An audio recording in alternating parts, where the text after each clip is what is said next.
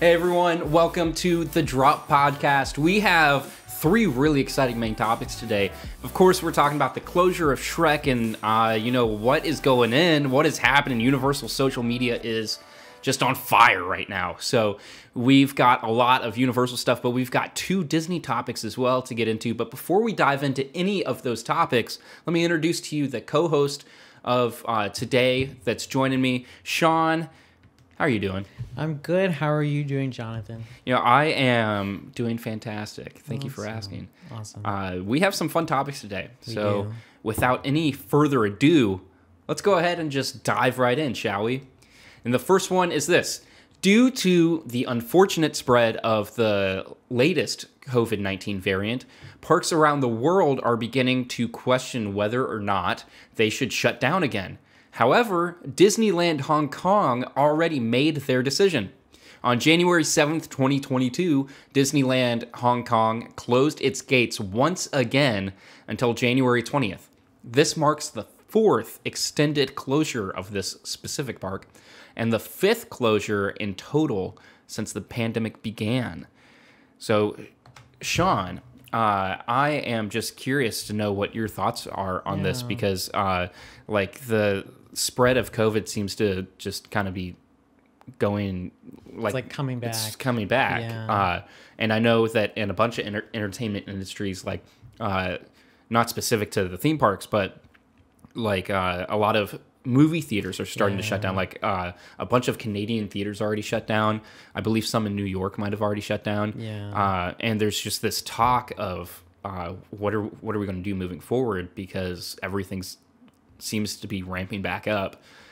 So what do you think about this decision from Disneyland? It's like the first major theme park really to decide to close its gates again. Yeah. So what do you think about this? You know, it's so crazy. Right now, I know Morbius and there was just the Pixar film they just announced. I think it's Turning Red is going directly to Disney Plus, and I think there's something else I recently heard about in the movies, at least, that they're just going right to either streaming or it's being pushed back indefinitely. Yeah, there's a bunch of stuff happening right now. Which is really so. I feel like it seems like we're us back into this dark age of this fear and this time of social distancing, which I get because the numbers, us as Floridians, the numbers here just this past week of when we're recording this, it's 55,000 new cases a day, wow. 60,000 new cases a day. It's been pretty. The numbers are wild. Yeah, I think I know more people who have gotten COVID this time around than ever before. The original or any of the other variants. Yeah, it's really freaky, and so for that reason, I do understand. I know, we talked about, I think of either last week or the week before, Universal Orlando brought back their face masks indoors. Yeah, that's a new thing, so for them. As part of their new COVID, or not new, but they're returning to COVID procedures. And so I'm sad. I don't want to see it close again because I know it's such a big deal. And when they close, they're closing because it's probably going to be a little bit before it reopens. Yeah. So I don't know. Well, they did say that it was going to reopen in January 20th. Oh, okay. So that's actually not too far. No, that's not bad at all. But it seems like this strand. Yes. Well, it seems like this strand is a little bit more unpredictable than the previous ones. And originally, originally Disneyland said, "Hey, when we close, when they were closing their gates, they said, "Hey, we'll be back in 2 weeks." Yeah. And then I think it was a year and a half. Yeah, we mentioned it a few podcasts ago. They said 14 days we'll be back. They were closed for 14 months. Yeah. So honestly, you never really know. They say that they'll be open on the 20th. This time I tend to believe it. Yeah. But again, you never really know. I feel like we know the most now. And so for that reason, I'd like to think that they can stick to that date. Even if they went back to limited capacity. Yeah. I don't know. I feel I don't know. I mean, I'm not a health professional. I'm not a doctor. I can't speak, in terms of which I feel like that of a specialist or someone who really, can speak on the spread of this virus and how it's being contracted by so many people so rapidly and there's obviously a resurgence, but it just makes me sad. I get it, and I don't want to get it, but it's a hard, sad thing. I'm not. Yeah. Well, so I was reading an article from Theme Park Insider. They do some great stuff, but they were saying that like this isn't even the first park. They are like the first like globally like major park to do it, considering they are Disneyland. But there was a park in the Netherlands, a really popular park over there called the Efteling. And if you're a big theme park fan, you probably have heard that name before. Yes, It's a really popular theme park, and they recently just closed down as well. But this is specifically also largely in part due to government enforcement as well, because it's not just that Disney's like, oh man, the counts are going up, we need to do something about it. It's also they're taking into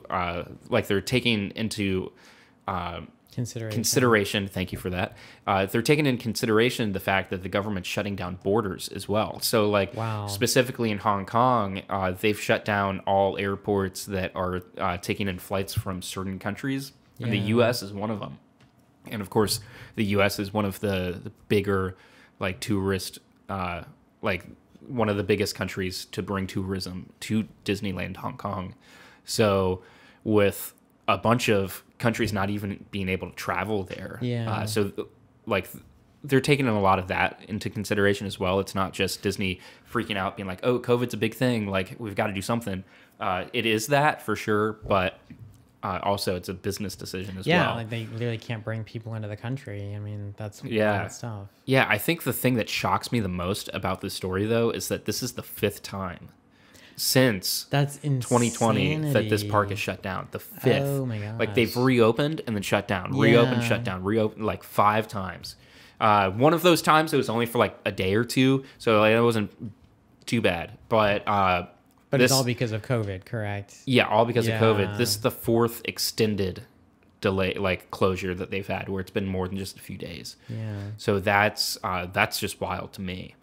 But anyways, I just hope that everyone who is in, around, or near Disneyland, Hong Kong, just anywhere in that area, I just hope everyone stays safe, do your part, wear your mask, do whatever you can do to protect yourself and the others around you.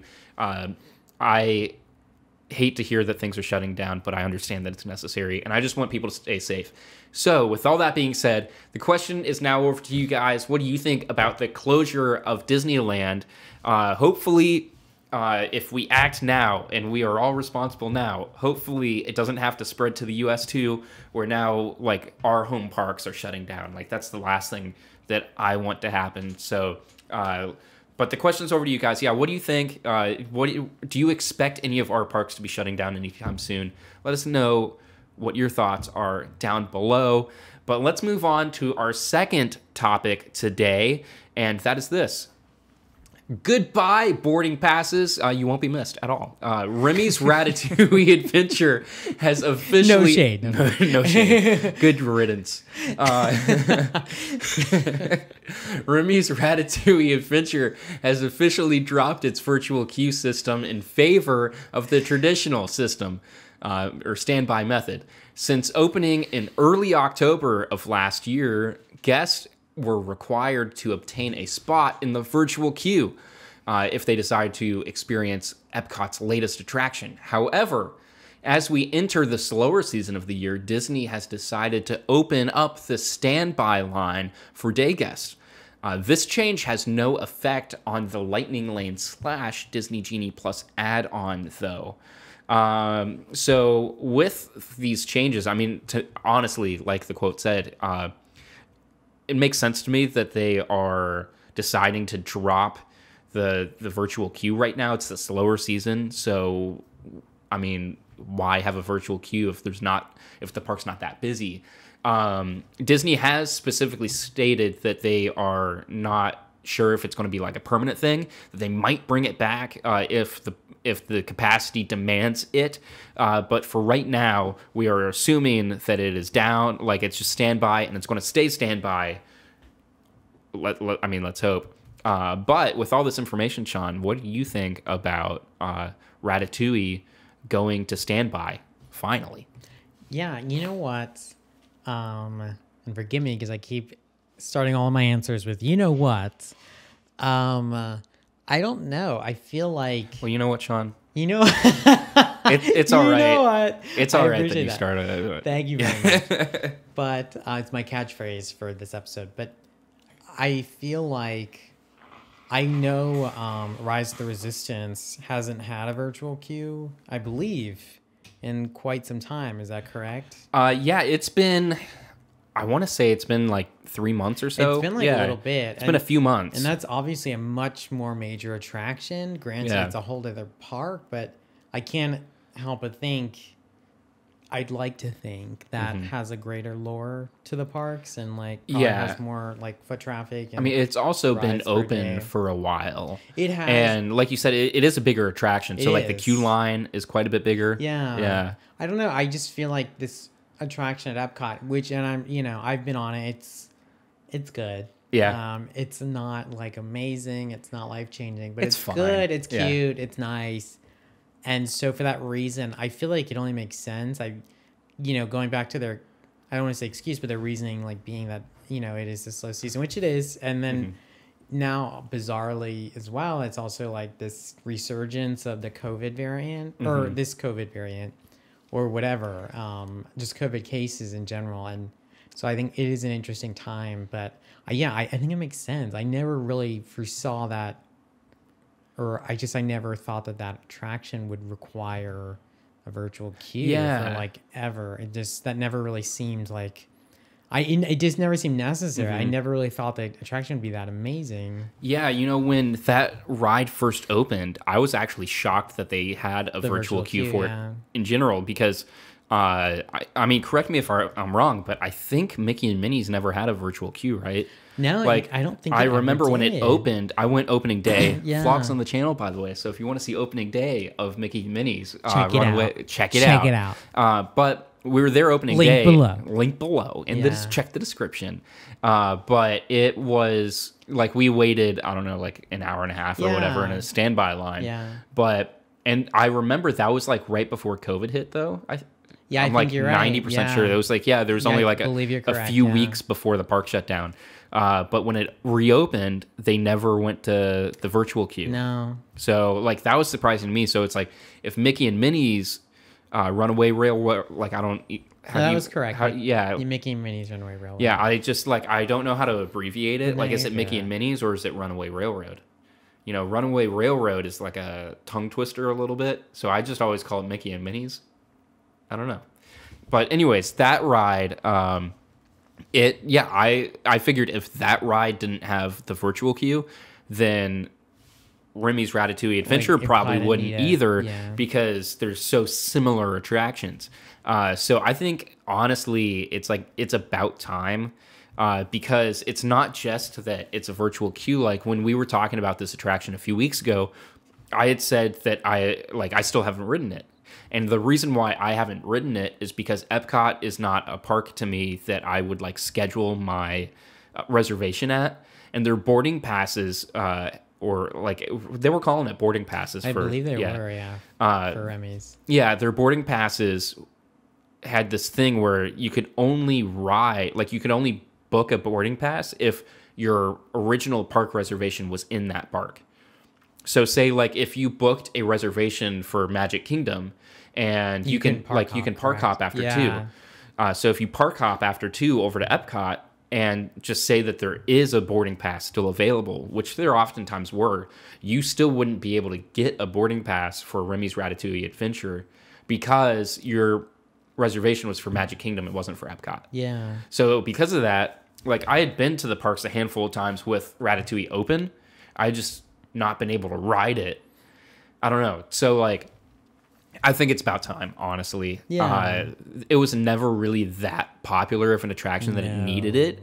Like I remember when it first opened in October, like the first 2 days sold out with their boarding passes. Yeah. But like ever since then, there had been boarding passes available up until like later in the evening, like 6, 7, 8 o'clock. And that was obviously just because the hype of it being It's open. the new attraction. Yeah, we've got to go do it. And I think so many people, like for that attraction, they had done pass holder previews, and so a lot of people did get to experience it early, and maybe that built some hype for it. I don't know. I did also get on that as well, because I remember. Do you remember? I don't know if you remember the signups for that. It was like hours. Like people were waiting. I do remember that on their computers just to sign up. And funny enough, this is such a sad story. A friend of mine, she actually was trying to get it for herself, and her pass wasn't high enough because I think you needed gold or higher.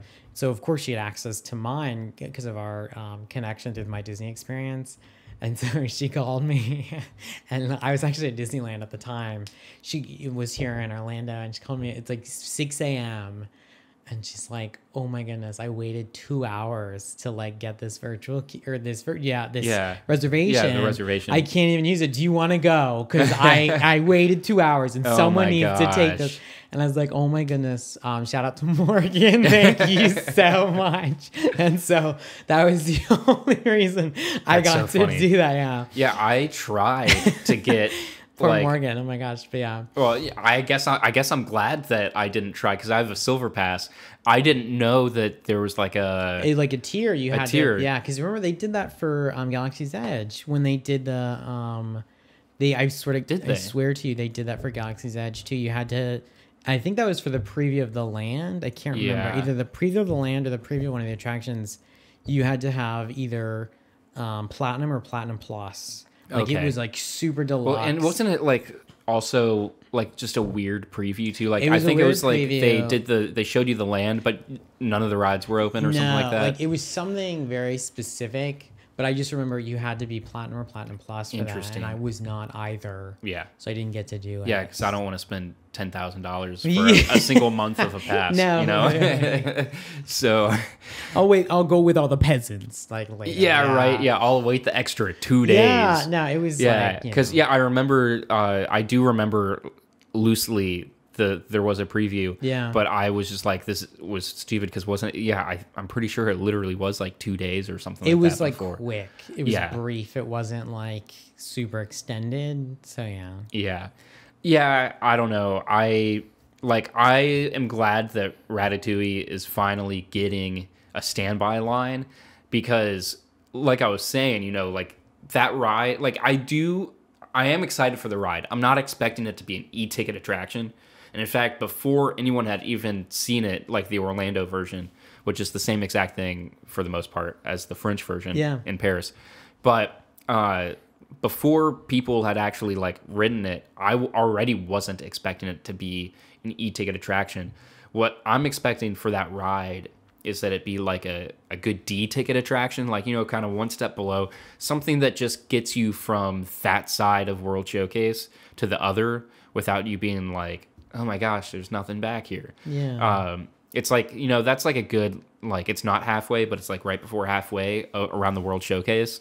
And I think it'll be a good, like, filler spot. I don't know. It's just like there's always been something, like, they've always needed something back there. Yeah. And the fact that they have it, I feel like it'll be a good fit for that reason. And even though it is IP, it is still, you know, it is still pretty in theme with World Showcase. It's not like they're shoving some random like not fitting at all. Yeah, it's not like they're putting Lilo and Stitch back there or something, you know. It's France. They're putting a movie franchise back there that takes place in Paris. Yeah. You're right. So like it still does fit World Showcase. So like I don't know, I'm excited to try it, like ride the ride.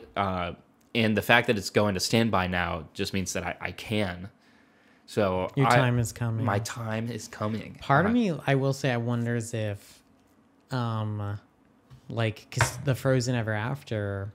Yeah. I feel like at some point, don't mark my words, but I feel like at some point, Frozen Ever After will surpass it in like wait times. Oh yeah, I don't know. But don't you think that, like, just because that ride is still like super, people are obsessed with that ride, and it's really hard to get on it sometimes. Yeah, you know, I wouldn't be surprised because that ride is also, I could be wrong about this, but I'm pretty sure it's a pretty low capacity ride as well. I don't know. So I know boat rides are typically high capacity. Yeah. But I think I could be wrong, but I'm pretty sure I heard somewhere that ride specifically is pretty low capacity. So due to the IP being so popular and it being a lower capacity attraction than most boat rides, that's just why the lines are always so long for that attraction. But yeah, I wouldn't be surprised because it, like, as of recording this podcast, it opened, like, Remy's Ratatouille Adventure opened its standby line yesterday. So we've only had 2 full days now where Remy's has had a standby line. So I would say, you know, give it a few weeks. Yeah. And I wouldn't be surprised if Frozen again gets up there. I wouldn't be surprised if, like, Test Track has a longer line than Remy's. Like, I wouldn't be surprised if you give it a week or two and it has a 15-20 minute wait.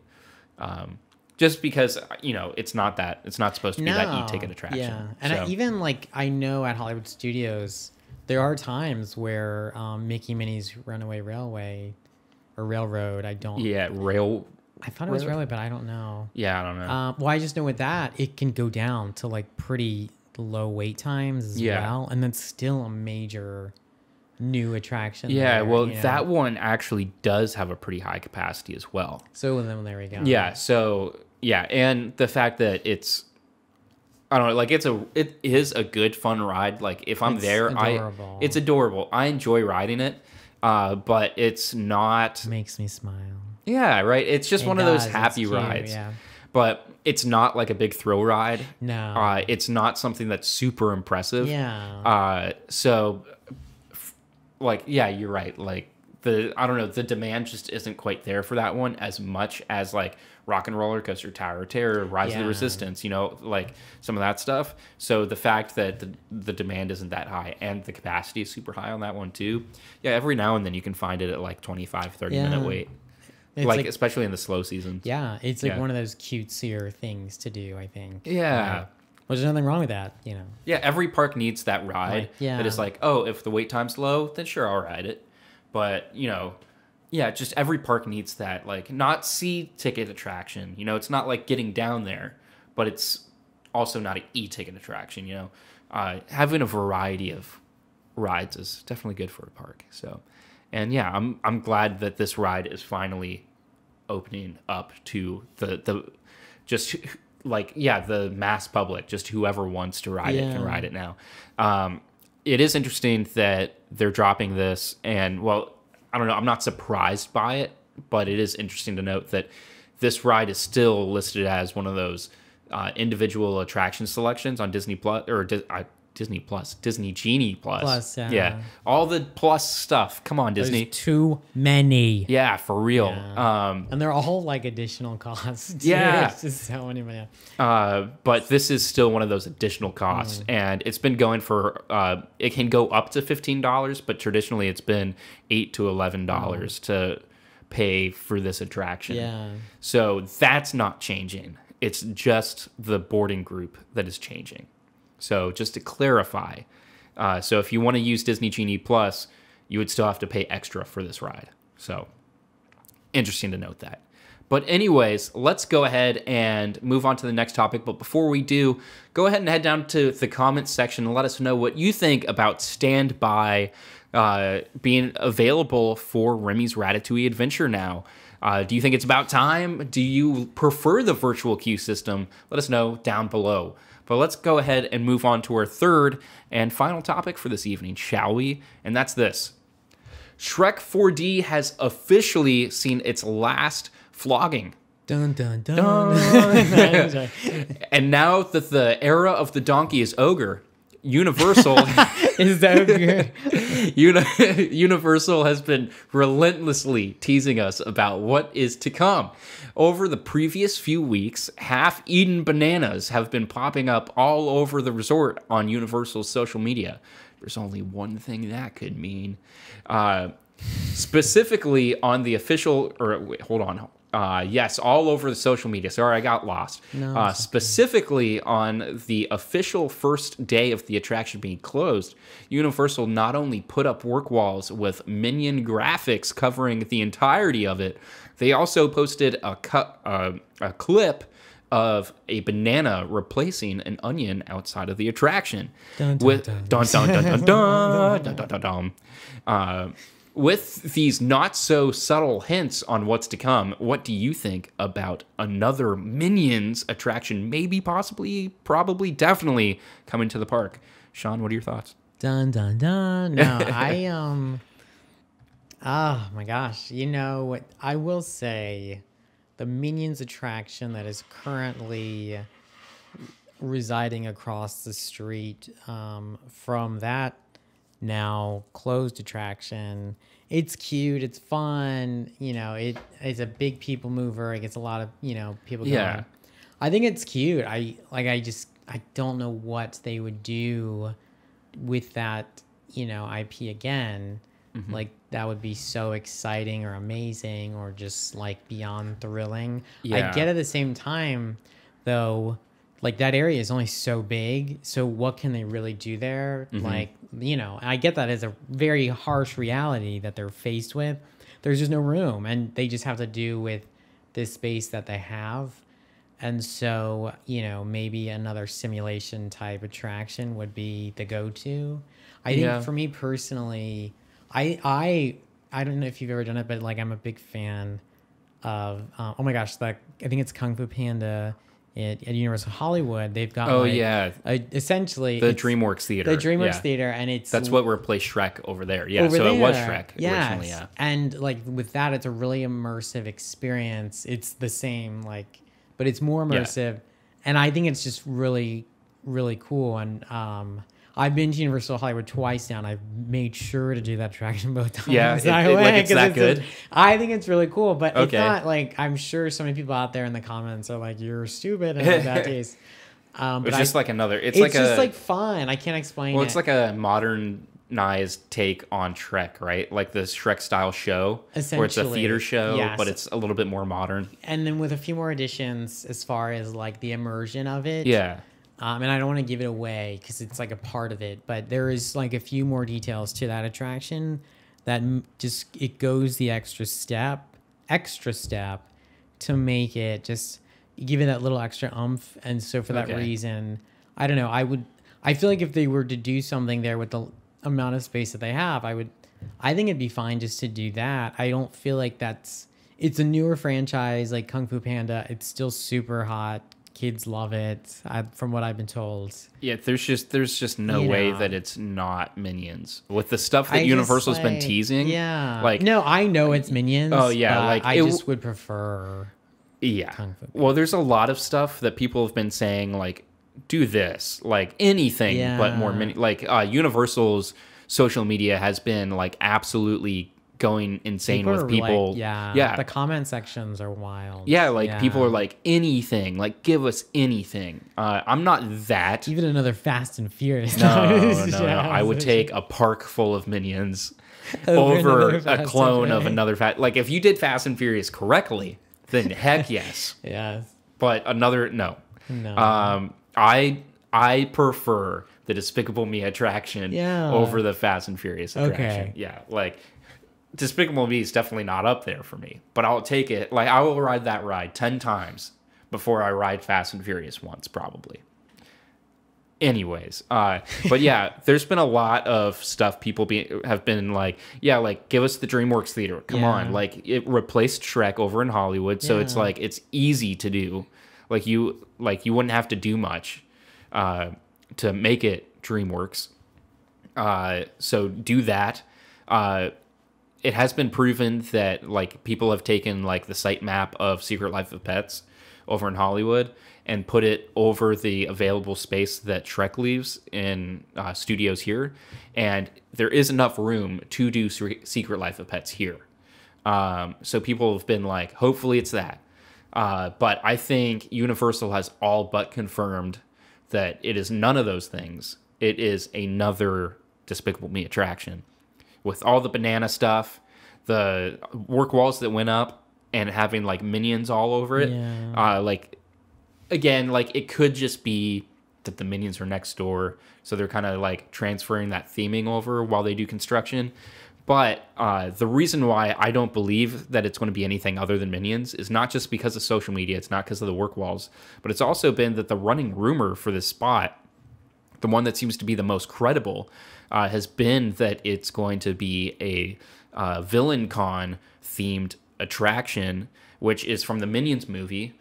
So there's like the Despicable Me franchise, but then they spun one off and did like the Minions. They had their own movie. And in that movie, there was a convention for villains called Villain Con, where all the villains had like their little booths and set up with like their new villainous tech or whatever, and they could go around and test out the tech, kind of like a normal like convention showroom floor, like a MegaCon type.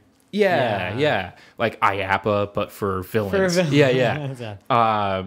And so the running rumor has been that it's going to be that, and it's not going to be like a ride. It's going to be more of like a walkthrough attraction where all these booths are set up.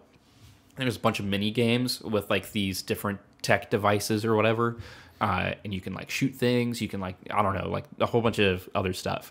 And the rumor has been that it's going to be that. Just because it's a quick turnaround. I believe that it's going to be something like that because it would be a quick turnaround. You know, they're focused on Epic Universe right now. Yeah. And even like inside the park, there's other projects going on as well. Like they just filed permits to demolish the Fear Factor Stadium. So that's going to be something that's happening. And of course this as well. But really their focus is happening on Epic Universe right now. Like there's a lot of construction happening on like the foundations at Epic Universe right now. A bunch of back of stage like buildings. So like I believe Human Resources is going up right now over there. A bunch of warehouses have been built already. All the staging areas for the ride parks or ride parts are already up. And a lot of these ride parts are being brought in already as well. So construction's like pretty much full speed ahead on Epic Universe right now. So I think that they're really trying to geez, I literally am losing my train of thought here. But they are trying to devote, that's the word. I don't know why I lost that one. You slipped on a banana. I slipped on a banana peel, did. yeah. But they're trying to devote all of their resources to Epic Universe, I would assume. And so VillainCon, getting back to the Shrek replacement, VillainCon would be easy. You know, you don't really have to theme it too much because like a convention center is literally just like an empty warehouse, right? Yeah. Like in real life, like there's no theming really. It's just like a big open space with temporary stuff set up. So like it wouldn't have to be a whole lot of theming. Just create like some fun, short, small, little interesting interactive booths and call it a day. I don't want them to do that because obviously there are so many better things that they could put in that spot. Yeah. But if I am management over these things, I see the benefit of doing something like VillainCon. In worst case scenario, it's a simple project to build, means it's a simple project to destroy, like to take down. So if in 5, 6, 7, 8 years from now, Epic Universe is open and they want to come back to this, like there's not a huge investment there. Now there have been recent updates to that rumor that have said maybe it's not going to be like really a walkthrough, but there's going to be like a moving walkway where you stand on it and it'll move you to the booth, and then you'll have a select amount of time where you can like whatever, and then it'll automatically like move you to the next one. Which I don't know if that like really appeals to me, because then it is more of like a guided like attraction. Yeah. Like if there is one thing that's cool about this idea of VillainCon, to me, it's that like, oh, it could be like an open space where you can go and just kind of explore for yourself and like kind of like, I don't know, like a hangout thing. Like my favorite part of the Jimmy Fallon attraction is that queue where it's really pretty. It's really pretty. It's just like open. It's very immersive. It's an open space where you can hang out over here and play video games if you want. You can chill on the couch and charge your phone if you want. Or they have like the ragtime gals doing their thing. There's What do they hashtag the call that? panda. Is it like the green room, or is it? It's not the green room. I don't know. Is it the rainbow room? Am I making things up? Yeah, it might be Probably. that because they have the changing light different colors to tell you yeah. when it's your time to go. go. Yeah, but I don't know. Like either way, that's my favorite part of that attraction, more so than the actual ride itself. Yeah. And it might be cool to kind of expand on that idea. Tell us how you really feel. Yeah, right. wait. Twister was better. Just saying. I went there. But put Twister back.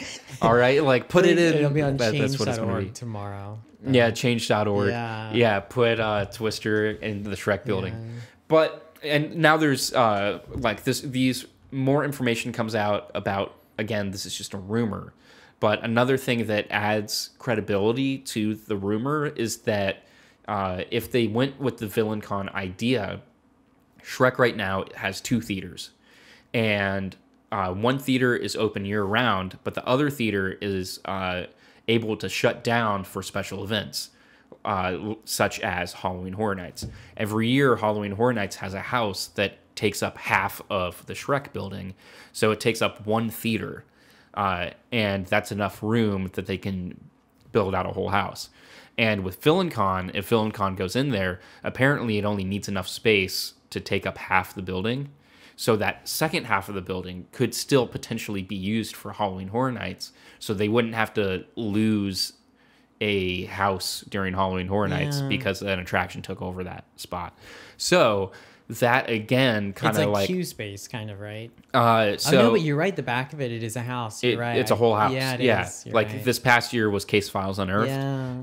Yeah. And so it takes over the pre-show and the theater, like the actual theater. Yeah. So the more info that we get about this, the more it just kind of makes sense to me. So I like. Would I put $100 down on that it's going to be VillainCon? No. But would I put 20? Yeah. You know, like I'm pretty confident that it's going to be this. Like it makes the most sense. But I'm not like I'm going all in on this. Yeah. No, like but yeah, I don't know. Like what do you think about that rumor? Well, I would like to make a side note because this podcast actually started after Halloween Horror Nights this past year. Yes. And I just liked everyone who is like been, so kindly subscribed and like following along with us these past, I guess, several weeks now. Yeah, it's been a few months. Thank you guys. Thank you guys. Thank you guys so much. I would like to say that. And I also like to say we're diehard Halloween Horror Nights Yes. fans, and we go like 30 times. Yes. Like during the I season. literally probably averaged like 2 or 3 visits literally a week. Yeah. And so I wanted to put it out there like that for those of you guys who are like new to the podcast. We're obsessed with Halloween Horror Nights and expect so much discourse, so much content like about just, HHN, like in extreme amounts. But back wait, real quick. Speaking of HHN, no, of course, a bunch of people, these, because it's the new year, everyone's like posting like social media updates and stuff. Yeah. And just the other day, the people who do the spec map, the HHN spec map, that like it leaks or whatever, and they're like trying to figure out what houses are going to be, like what each house is going to be and like where it's going to be and all that. They tweeted out this big thing that said, guys, it's just January, don't expect a spec map yet. So I thought that was kind of funny. Is it too soon? It's really? too soon. Yeah, They were like, stop it. But yeah, anyways, no, it's back. our favorite season. But back, It is. it's Yeah, back. But no, I feel like I don't know. That's such an interesting thought that I haven't had until you just brought it up. That would make sense to kind of do something to maintain like the physical space as it is for that reason. Because it's true, like they make a remarkable amount of money. Oh yeah, it's like one of their biggest money makers. Like the most money of the year is that event. Yeah, for sure. And so I feel like that would make sense as far as like that just seems like so much work though, like installing moving walkways and stuff like that. Like, yeah, I mean, it's not my money. I'm not like, but I'm just, it just seems like so much work. I don't know. Yeah. Like a theater attraction just seems so easy. Like the infrastructure is already built. Yeah. Right. It's like, not like they're not creating something. Yeah. Like when they converted T2 3D to the stunt spectacular, the stuntacular or whatever. They didn't really whatever. The Born Stuntacular. They didn't change too much. Like, it's still a theater show. They just changed kind of like the staging of it. Same thing with Jimmy Neutron. When Jimmy Neutron left and Despicable Me came out, and they kept pretty much all of the infrastructure. They just changed the theming. So yeah, this would be an interesting overlay, like if they did decide to do Villain Con, because you would be like knocking out the whole infrastructure of this attraction, which would be interesting. It just sounds complicated, that's all. Like that part of it. The moving walkway thing. It does. Yeah, you know, that's something that's like a newer detail. Yeah. And I am not so sold on that part of it. Just because, like what you're saying, it would be an extra layer of complexity. I mean, part of the like appeal of this experience, is just the simplicity of it, right? Like, you don't have, like, if there is no moving walkway, then it's just like an open area where it's like you don't have to wait in line. You just have the door wide open and you can walk in. And if there's something that you see that looks interesting that you want to experience for yourself, that you want to participate in, that you want to interact with, then you can just wait like your short turn. You know, there might be like 1, 2, 3 people like waiting for that. You can just wait your turn and selectively experience that one piece and then move on to, you know, like there's a simplicity to it. It's like it's not a guided experience from the original idea. And to me, if I was management or if I was the creative behind this project, that would be the appealing part of this idea, is that it would be unlike anything else that's in the park. It would be something that's up towards the front of the park, and would just it would just be different. So like you walk by it and it's like not something necessarily that, you know, we were just saying with EPCOT, right, with Remy's Ratatouille Adventure, that you need rides that aren't your e-ticket attractions, right? Like you need like not every ride needs to be like Velocicoaster, not every ride needs to be Hagrid's, not every ride needs to be like, I don't know, like that outstanding and amazing, that e-ticket attraction that it's like we have to go, like revolutionizes the park. Not every attraction needs to be that. Sometimes you need your smaller attractions. Like when Studios originally opened, it had a whole plethora of attractions, you know? Like it had, like just originally in the Shrek space, it had the Alfred Hitchcock experience, right? And that definitely was not a big experience like Jaws was. Yeah. You know, like later on in its history, it even had, we were just talking about Twister, right? Like it had Twister at the same time that it had Confrontation and Jaws and Back to the Future and all that. You know, like those are some big e-ticket attractions, but Twister wasn't. And the more the park expands, it's just like, and, you know, there's nothing wrong with the e-ticket attraction. I'm not complaining that we've been getting so many e-tickets. There's going to be a whole other park, too. Yeah. Like, with a whole other set of, and you know, amazing e-ticket attractions, you know? And, I just think that, like, people are expecting, like, every new thing needs to be that e-ticket attraction. And it doesn't. So I think it's, like, the idea of this going in there it's all right with me. But I think the appeal is the simplicity of it. And So I don't know if I'm like a huge fan of the idea of the moving walkway, because then it makes it a little bit more guided. At that point, there would have to be a line, because then you'd have to wait your turn to get onto the moving walkway. You know, like, so I think I would enjoy the experience more if it was something that was like self-guided. Like you walk in and you, like, just like a normal actual con, right? Like it's themed off of a convention.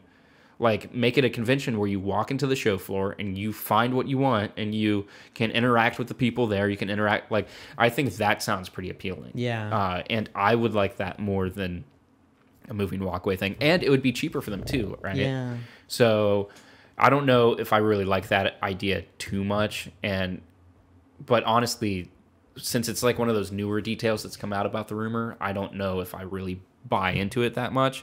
I wouldn't be willing to put money on that aspect of the rumor. Like, is it going to have the moving walkway? Is it not? I honestly don't really know.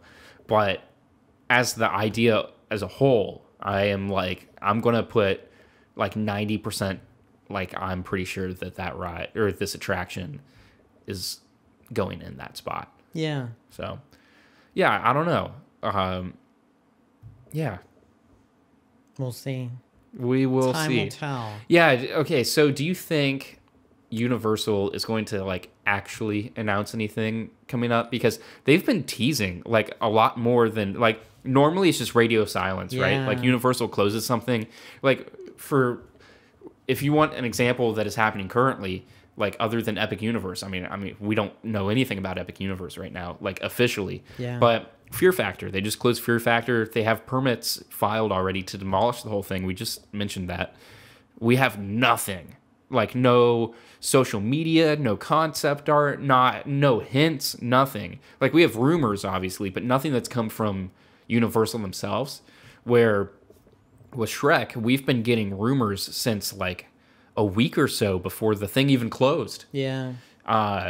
So that's just like so uncharacteristic of Universal. Do you think that we're going to get any official word anytime soon on what's actually going to happen? As far as like replacement. Yeah, of like Shrek. what the replacement's going to be or anything? I don't think so. But you know what? I guess now, like, the only comparison now I can make. So I remember when it was first announced that Universal Hollywood was going to get the What of Pets? What is it called? Secret Life of Pets. Secret Life of Yeah. Pets. That they did a whole press release and all this stuff, and that was like Yeah. well before I think they even did construction on it. Was it not? Am I crazy? You know, I'm actually not sure about if it was before construction, but I do know it was pretty It was early like on. pretty early on. Like we knew And quite a bit before it opened. before it opened. Yeah. And so I feel like this could potentially be on that same spectrum as far as the type of attraction. Yeah. So maybe, but I don't know. Yeah. Yeah. You But know, I just thought that just crossed my mind. So I can say that. yeah.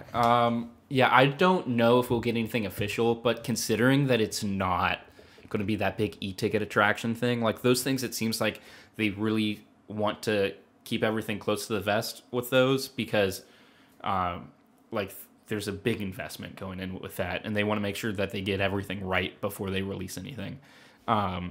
Which I totally get, and I actually really respect that about Universal. But this seems like it's going to be a little bit less of an investment for them. Yeah. So, yeah, I wouldn't be surprised if we get, like, if they slowly give us more and more and more until, like, the big reveal. I think, I think that we definitely will know within a few months. Because there was a rumor originally that this ride was only going to be down, or this attraction was only going to be down for 6 months before it reopened as the new re-themed thing. Mm-hmm. Now there's a rumor going around that it's going to be a little bit closer to 12 months. Again, that's just a rumor. There's been nothing confirmed about it. But even 12 months for an attraction is like very minimal downtime. That would be up there with one of the quickest turnarounds that we've had in recent history for an attraction. Especially like when, like, especially you're talking about like Guardians of the Galaxy at Disney, right? Has been closed for like that. Ellen's Energy, whatever. Energy Adventure, yeah. Has been closed for how many years? A long time. For a long Since, like, time. 2017, Yeah, it feels like it was 1990 when that thing closed, you know? Like, it's been a long time. So 12 months, like, in comparison to what what we've seen in recent history, like, that is a quick turnaround. That is a quick turnaround. So, yeah, I wouldn't be surprised if if they, like, tease it out, like, over the next month or two, and then, like 2 or 3 months, we actually get a confirmation, like, hey, this is what it's going to be. I wouldn't be surprised. Like, that is quick in terms of Universal's past. Normally, it's like the ride opens, and then 2 months later, they'll announce what it is. You know, like, sorry, we've had that ride.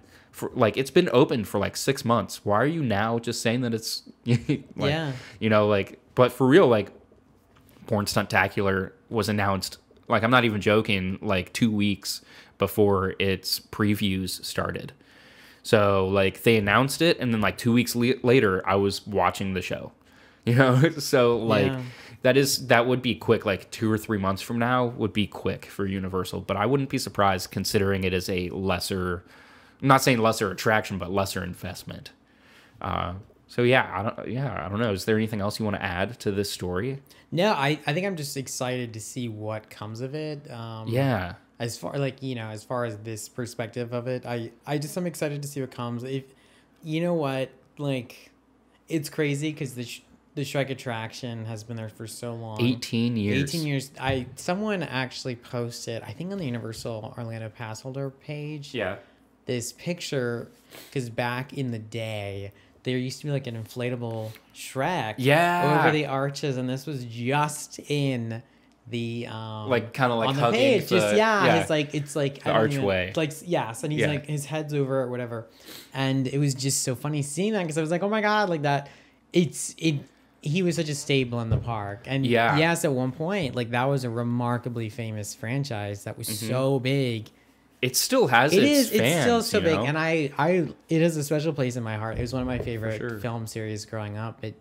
So it's crazy, I guess, that it's just gone. It's so sad. And then it's weird now because, like, and I'm forgetting this, so forgive me, we're adults. So, like, we're not, like... Don't remind me. You know, don't like, remind me. It's weird because we're not that kid watching this ginormous kid-friendly franchise. So, like, Minions... It is so massive, it's insane. For the modern... It really... Like, this generation... For the modern generation, it's so big. And so, like, it makes sense that Universal would move forward in that direction with that. Well, you know... It's just a weird thing because we're old and we don't... We're not obsessed with that. It's different for us. So Universal Hollywood has its own, like, Minions area, you know? Yeah, that's true. They just opened up Universal Beijing. Like, not just a land. Like, the whole park just opened a few months ago. It is a brand new park, complete from top to bottom, and they built a whole... I could be like, I'm correct. Like, I think I'm right about this, right? They built a whole Minions land for that park. So, but I don't Yeah, know. I believe so because I remember hearing the story that like Minions doesn't like the word Minions doesn't translate to whatever language. I know there's a lot of like Chinese languages but whatever Beijing speaks natively. Is it Mandarin? I believe. I don't know. I could be so wrong. I don't think it's Mandarin. It might be,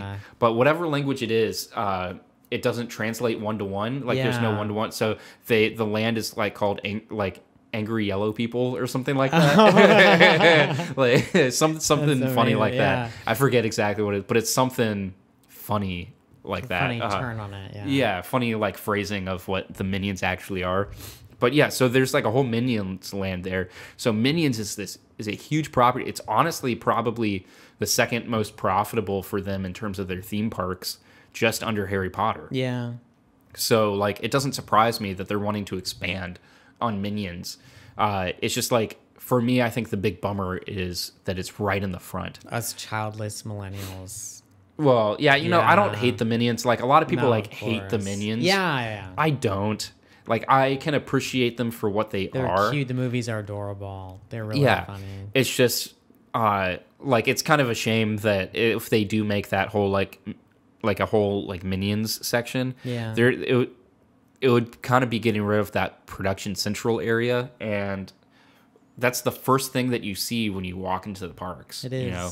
So it just would be strange to walk into studios and just bam, like Minions everywhere. Yeah. You know, instead of just Minions right here, which you can accept, just that whole like first part of that Main Street area would just be Minions all the way down. That might be a little strange. I don't know, but I think Shrek had its time. It did. And it's time for it to go. Yeah. And the era of Shrek is ogre. So it is. Unfortunately, I'm sorry, but it's Shrek's returning to the swamp. Donkey's finally making his waffles. Yes. Because he doesn't have any shifts left at Universal Studios. And he's hanging up his boots, pussy boots. Yeah. That's it. That's it for the franchise. Yeah. So. I'm sad. I am as well. But yeah, no, I guess it just times change. Yeah. Franchises change. Yeah. Popularity changes. Yeah, and I have faith in Universal. Like, I know I shouldn't because they have a pretty spotty track record as of recently when it's not one of their bigger franchises like Harry Potter. Oh yeah.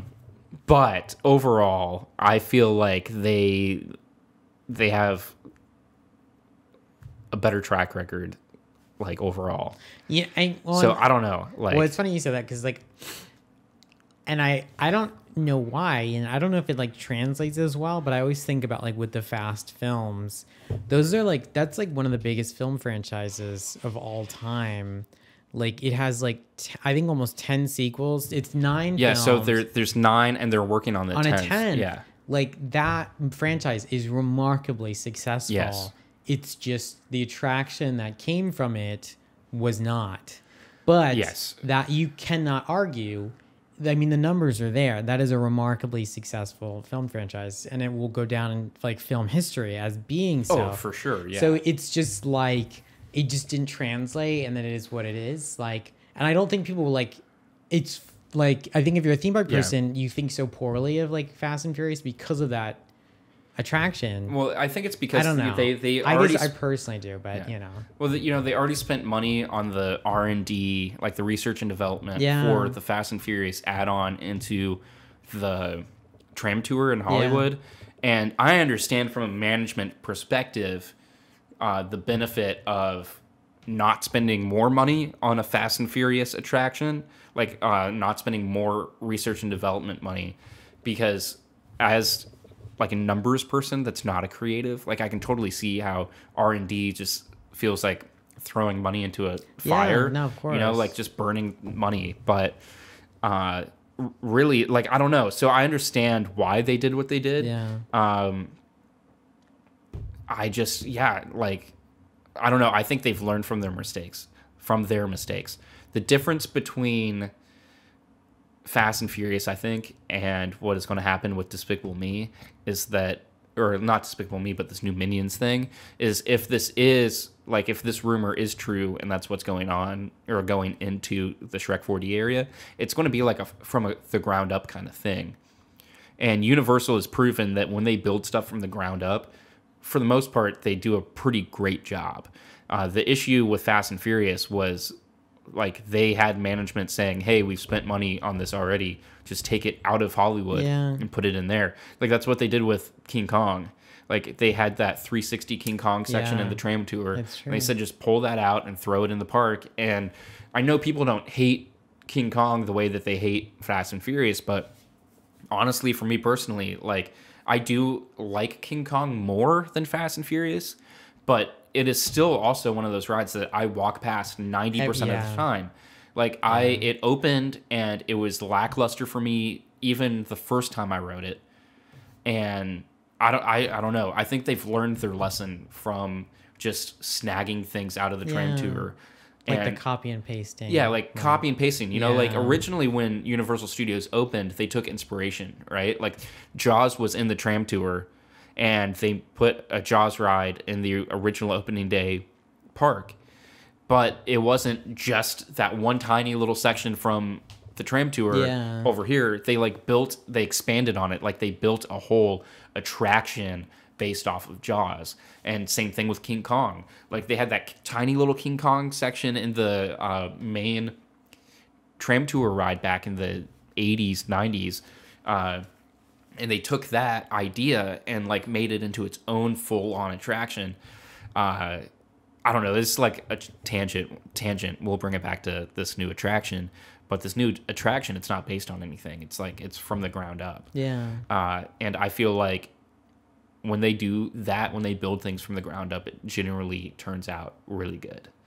So I don't know. Whatever it turns out to be, whether it is this rumored attraction or if it's something completely different, I have faith that Universal will do something worthwhile.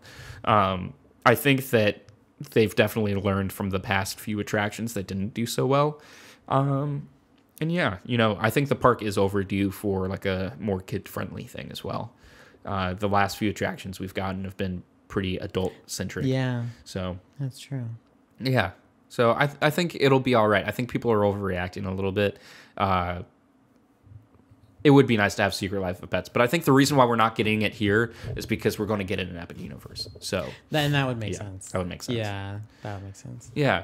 But anyways, guys, that is going to be our third and final topic. So let's turn that one over to you as well. What do you think about Shrek 4D closing? What do you think is going to go in there? What do you think about all these weird banana things that Universal's posting? Like, is bananas? It, yeah, I mean, they're going bananas, They're guys. going bananas. But yeah, like, what do you guys think? Leave a comment down below. Let us know what you think about just all of this banana content, for real. But that is going to do it for this episode. Sean, thank you so much for joining me. Of course, thank you for having me. Yeah, of course. Where can people find you just on the internet? You can find me at Sean Spazzato on Instagram. Awesome. Yeah. And you can follow me pretty much anywhere. I'm mainly on Instagram, though, just at John Holt 96. And of course, if you want more theme park content, subscribe to this channel. We do vlogs. We do a weekly podcast. This podcast comes out every single week. So be sure every week. So be sure to subscribe here for more of this theme park content. If you want to listen to this in audio form, like you can't make it over to YouTube to watch the full video, be sure to subscribe wherever you get podcasts. So Apple, Spotify, Overcast, Stitcher, like we can keep naming them just anywhere. So be sure to follow us over there. If you prefer the audio form, go ahead and leave a like on this video because it helps other people just like you enjoy the content that you like. So share the parks with your fellow theme park fans. Give us a like. But until next time, guys, my name's Jonathan Holt. Thank you so much for watching. And remember, the adventure lives on.